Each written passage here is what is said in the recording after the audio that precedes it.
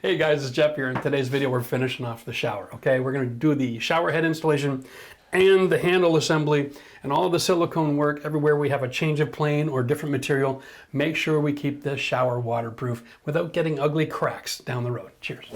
So if you haven't been watching this series, you'll remember when I installed this, I wasn't sure if the water was pressurized or not. So I went outside, turned on the water, and I started to loosen the pipe, and the water started spraying out, which meant that this was not at the zero stop. Okay? So somewhere in here, this thing just keeps on turning over and over and over again forever until I get the handle assembly on. So now I've turned off the water. I've drained all the pressure in my lines. I should be able to take this out without any incident. Maybe just a couple of drips behind the wall, but the house can absorb that and then release it in the atmosphere. See, totally uneventful. Now, I'm done with that. The secret here is to take our shower kit. There's my handle assembly. There's my new cover plate. So we have one of these pipes. Put the long side in the wall, okay? And the way that we do this is we put the pipe in first before we add the shower head. And there's a reason for that. Did I bring my Teflon tape over? Here we go. Now the way we work with Teflon tape is we put it against the threads, hold it with your thumb, okay? And you're coming off the wheel in such a way that you can add tension, all right? And you're pulling as you're going around so that the threads are actually identified, okay? What we call translating, all right? And we're looking to go about 5 times. Should be plenty. And then we're going to put this in the wall, and if it goes nice and tight and comfortable and pointing in the downward direction, we're fine. But if it doesn't get snug until it gets up here, you want to resist the temptation to force it all the way around. And you also want to resist the temptation to back it up and go, I'm good, because now your seal is in the wall, invisible, and you can't tell if it's dripping. So if you tighten it up and it's like, oh, that's where it's tight, what you do is you take it back out again, you remove the tape, and you go to 6 or 7 times. And you keep on changing the tape until you get it nice and tight where it's in the downward position. All right, now what we do here is we set the threads in, we go backwards until we hear it click, and we feel it sit in there, okay?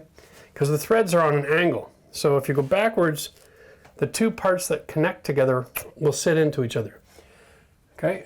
And once you find that, so you know you're not cross-threading your fitting, because if you cross-thread the brass fitting, guess what happens? That's right, you got to open up the wall behind you, tear your plumbing out, and reset it all, and then start all over again. Now, here we go. Now that's pretty darn snug. Resist the temptation to use the pliers, you'll wreck your chrome, okay? So I am currently sitting at about 4 o'clock. I got to get to 6. So what I'm going to do is I'm going to shove it all the way in. So it's going way back to here. And I don't want to be putting all my pressure on the edge. So I want to get as deep as I can. And then I'm just going to help it finish the turn. Oh, I can't do it. All right, here we go. That's just normal, eh? If you can't get it to fit, you can't get it to fit. You got to start over again. Okay. There's 2 options that you can do here that can really wreck your day. One, you can put not enough Teflon on here, and then what happens is it leaks inside the wall and you don't notice it for months. You'll get a drip every few minutes when you're having a shower, or every 10 seconds when you're having a shower. Remember, the water's off here. When you open it, then it's pressurized. 1, 2, 3, 4, 5, 6. Let me try this again.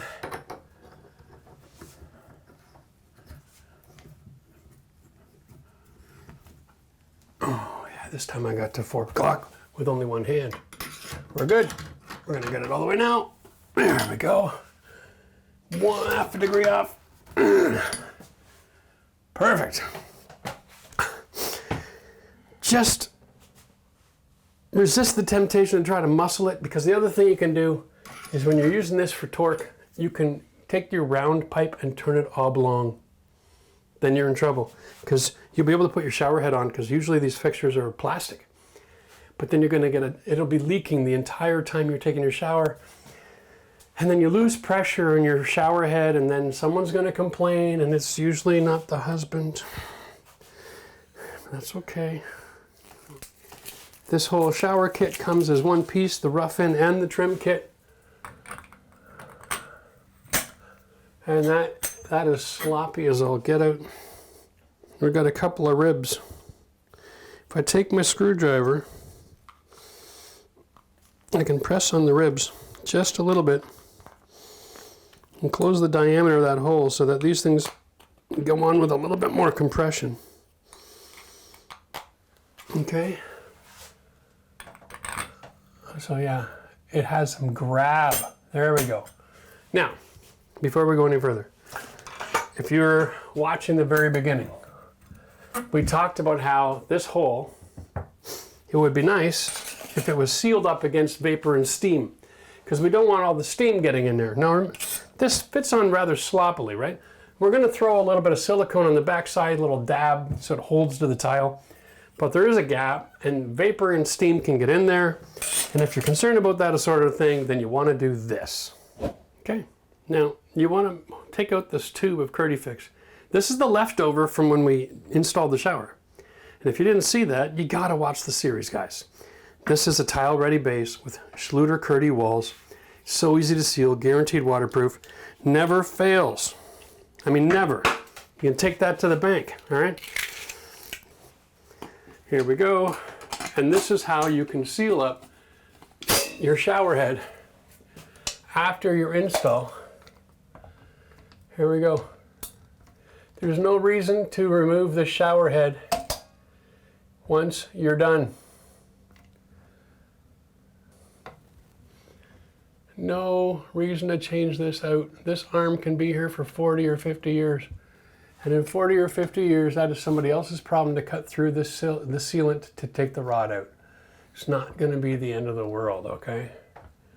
But this is one way that you can stop vapor and moisture from getting in your shower for the next 40 to 50 years. Now, there's a dab. It is higher than the actual flange. It will make contact with my tile, and it'll never move. Perfect every time. How do you like me now? Now we take this out. This is the shower head. It's plastic. Almost everything on the finished trim side of things is going to be plastic, unless you get into a price point where you're spending thousands of dollars on your shower. Okay? Don't be surprised. It's normal. They're designed to wear out and be thrown out and replaced. They come with a screen and a gasket, which means no Teflon tape needed. The pipe will seal up against that black gasket. Okay? This one even comes with a flattened out piece of chrome here. Okay? It's on both sides. It's designed to use the pliers to finish the tightening in conjunction with a cloth to keep from scratching it. Okay, so all we do is line this up, and because it's plastic, again, go backwards. Hear that click? Did you hear that? Yep. Okay, ready? Here it is. There. Now you're sitting in the thread. You just go forward, and now the shower head will generally spin by itself without this turning. Okay? That doesn't make it any tighter. So, what we do is we're changing this to be the same size. There we go. We're going to take the bubble wrap that comes in the package. Going to wrap it around the neck. Okay? And we're going to go another quarter turn. That guarantees that the gasket is engaged so it doesn't leak there. It maintains your water pressure. Now we can set this up. We got all these functions. That's great. We're going to shoot it towards the wall. Yep, you guessed it. We're going to go turn the water on, but before we do, we want to just get our pliers ready. What I'm going to do is I'm going to come back, and I'm not going to stand in the shower. I'm going to stand to the side. There's a flat section on this pipe, top and bottom. Okay, and we're going to just go adjust this. See this? I can turn this all day long. There is no positive stop. This is hardware assembly here. Whoa, there's my set screw. Dangerous. Why is there a hole in this thing? This assembly here is what creates my positive stop, okay? And there is a hole in there, that's dangerous. Okay. All right, let me go turn the water on. There should be water coming in through this faucet before I get back.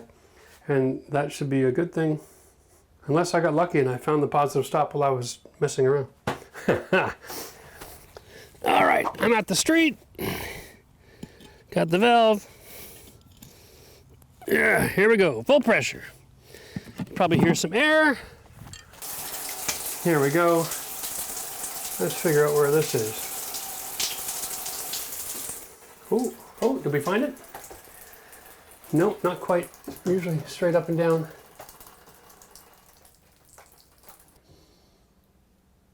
Okay, so the flat parts are on the top and the bottom.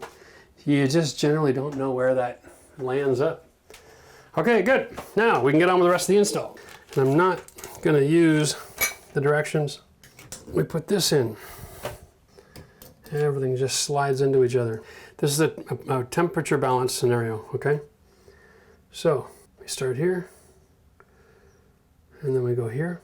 Now you see there's this ridge, this piece has this cone here. So when you install this, that hits the off every time. This all goes together with a set screw, and it has thread lock on it.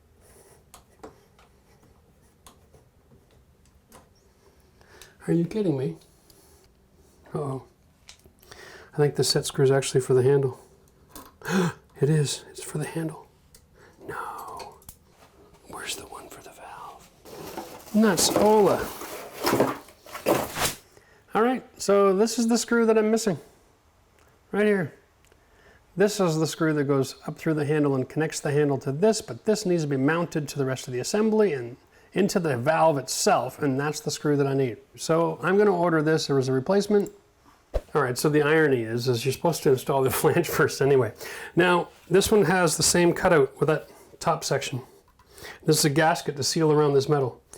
This gasket is to guard against any water that penetrates behind this gasket. It sends it to the bottom, and it leaks out through that hole, right?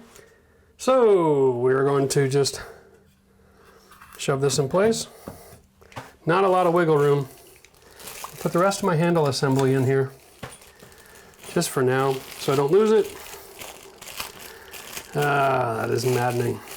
Be extra super careful with your packaging. Mine had a hole. I don't even know if that screw made it to the house. There's always a possibility somebody opened my box at the hardware store and snagged the screw. I don't remember if I had to cut it out of the strapping or not. Shower fixtures usually come with the strapping on it, so you know it has never been opened, but I just don't remember. Here we go. You find the thread that's in the valve. It lines up pretty easy because there's only one option for the installation of the plate because of this little cutout. Always thread it with your fingers first so you know you're not cross-threaded, okay? And then we're just going to close until there's no more gap. All right, and that will guarantee we have positive seal with the gasket. Make sure that that's the case all the way around. You want it looking pretty. I need a little bit more down here. Perfect. Now, you don't need to put a silicone seal. Silicone looks ugly up against this chrome. Remember, it's a chrome-plated plastic, all right? It's not a metal. And if you put it on here, water is guaranteed to cause this thing to peel. There's a lot of expansion and contraction with this plastic plate, and the silicone will lose its bond. So you want to leave that clean and sexy looking. I put my thread screw in here. It's waiting until the parts arrive on Saturday. Yay and hooray. But for the most part, I'm in business. Okay.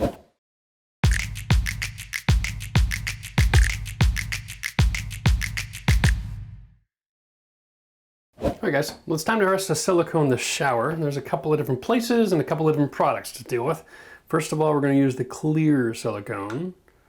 We don't need much, so we're going to run a little angled tip on that. I'm using the Home Depot tub and tile. It's from GE. It's a decent product. load the gun, pop it in here. First thing I'm gonna do is I'm gonna do all the inside corners on my tracks for my shower door, okay? Want to make sure water's not getting in behind that. And then on the bottom, we're gonna silicone just the front on the bottom side so that any water that gets in there from the shower door system has a drain going to the drain only, okay? This has got a slope, that'll be a drain only. Now, because I've got a dirty tip, I'm going to just push this out and see if I created any contaminants. We'll just leave that right there, okay? Here we go, nice and quick, because this is just a little bit sloppy and gooey. Now, the secret here is to just be really gentle on the trigger and keep moving, and only squeeze when you need to. You should almost have no need to wipe. This is about not having too much excess here. The handle is down, the tip is up, and I'm just pushing it out and it's following my tip.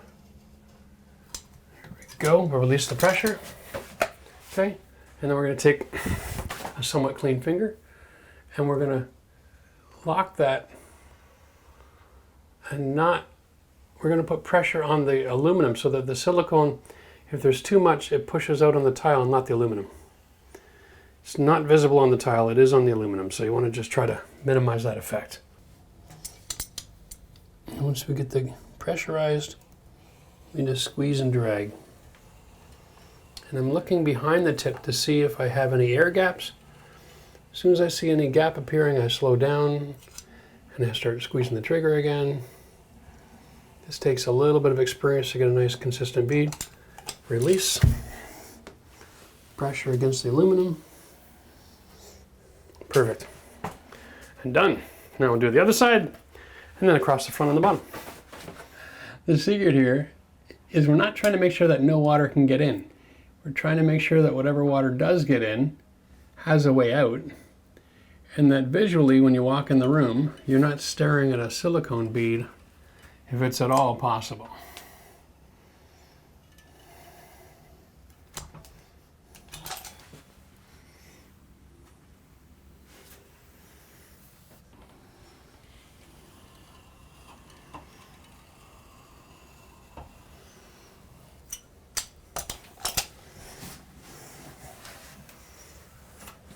There we go.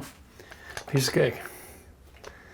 I'm gonna just keep that collection going. All right, time to get the front. So here we're going to seal off that edge, clean off the front.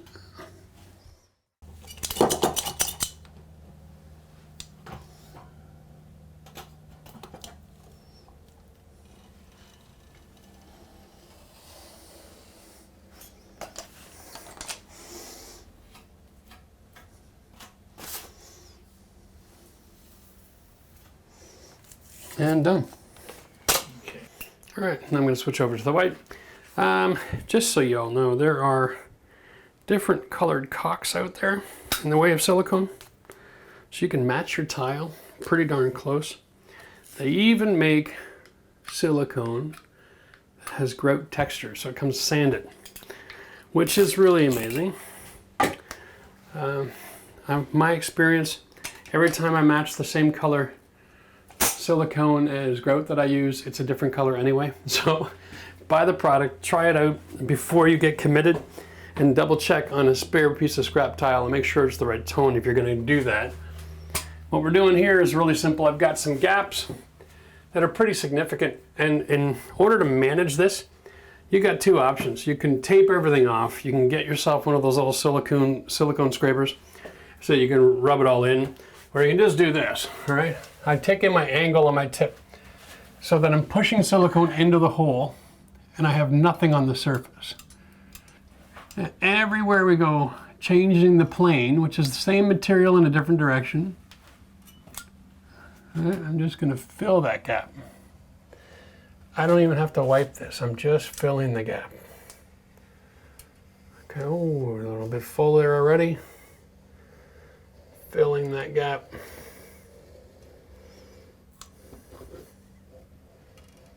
and this is my backer for my silicone finish. Okay, now you can put in backer rod if you want to, if you have a big gap somewhere. But the easiest way to do it, I find, is just to fill it with some silicone. There we go, that's nice. And then let that set up. It takes about an hour. And then what we'll do is we'll come back, we'll cut the tip again a little bit wider, and then we'll do the finished bead. Okay, so I'll show you that as well. But here, I don't have a gap, so let's do it around the shelf, and I tape this one off. Because I want to have a nice straight edge where my shelf is, without a doubt. And we're just going to take our finger here, pressure on the tile. Okay. Keep the tile edge clean.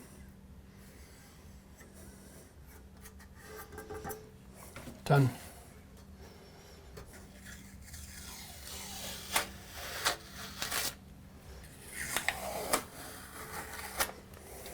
Perfect. I'm gonna finish filling some stuff here. Let me just do a little bit of filler line here.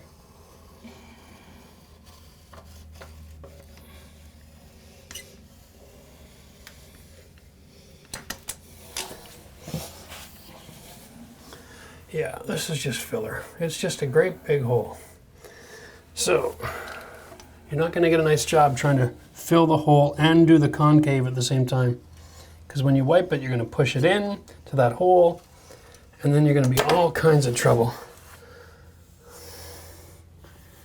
So create a backer. Like I said, we're gonna give this about an hour to set up, and we'll finish it. Okay?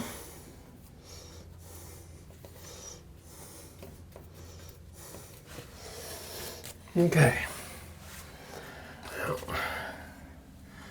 here we go.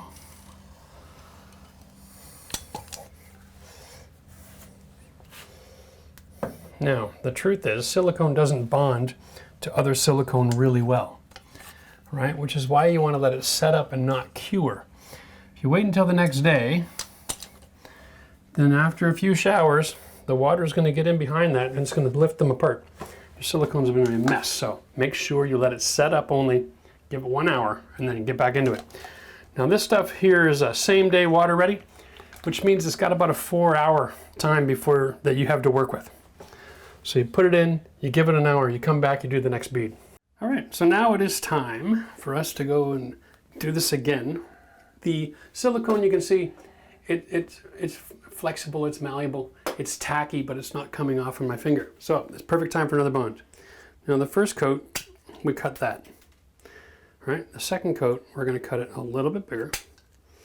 That'll bridge the gap, from these wide gaps from tile to tile, all right? And you know, honestly, maybe even a little bit more. Yeah. Okay, there we go. And the whole idea here is we're just gonna go back around the ceiling and these two inside corners that were a little bit out of control. And this time I'm gonna remember to puncture the caulking before I put it in the gun. Here we go. Same product. What I did is I just took a half an hour and I painted the walls in the bathroom. Perfect way to spend the day. Now, we're going to get that going here. I'm going to start up by the ceiling because it is the most mercy, it's the furthest away. All right, and here we go. That's a nice bead. All right, I'm going to pull back the other direction, and I'm going to leave that bump, and then that'll be easier to fill. Okay? Gentle here. All right, really super gentle. We're not looking to force it anywhere, just looking to get a nice thin bead, feathered edge. Okay.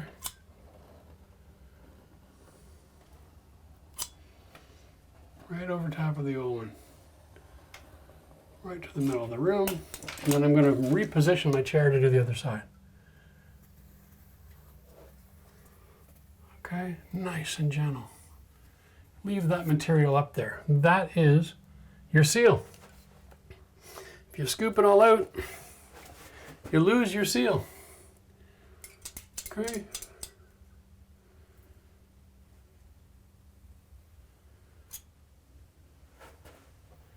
So now, that because that backer is there, I'm filling up in front of the tile. So I barely touch it, and the shape of my finger creates a concave seal from tile to ceiling. All right, and if I feel like I got too much on the tile, I can run back underneath and push on the tile, and it'll clean it up a little bit. And then I can get that, run it again. There we go. Really, really pretty. Okay, now same thing here.